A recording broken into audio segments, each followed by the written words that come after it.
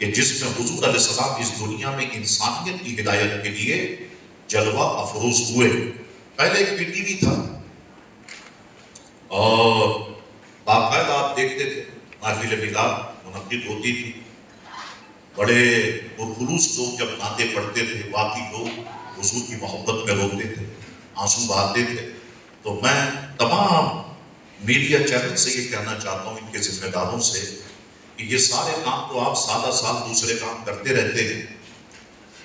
لیکن خدا کے لیے آپ اس مبارک دن پہ رہا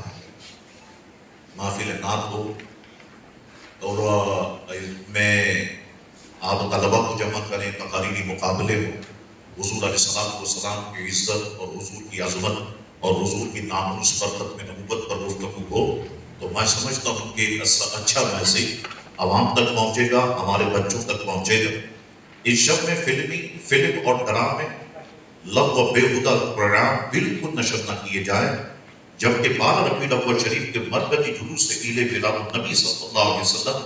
اور جلسہ عام نشر پار کی براہ راست کوریج کو یقینی بنایا جائے۔ تھوڑی دیر کے لیے ایک کلپ دکھا دیا جاتا ہے، حالانکہ یہ اتنا بڑا جلوس ہے کہ آپ کے شہر کا آئی جی کہہ رہا ہے کہ یہ بہت بڑا جلوس ہوتا ہے، اسے آپ بھی دیکھتے میں بھی دیکھتا ہوں، بلکہ آپ اس بار دیکھیے گا 12 ربیع الاول شریف کو 9 بجے خبروں میں آپ دیکھ لیجئے گا، اس کا ذکر بھی نہیں، اس کا کہیں ذکر بھی نہیں ہوگا کہ اتنا بڑا جلوس ہے۔ تو خدا کے لیے یہ جلوس جو حضور کی محبت میں نکلتا ہے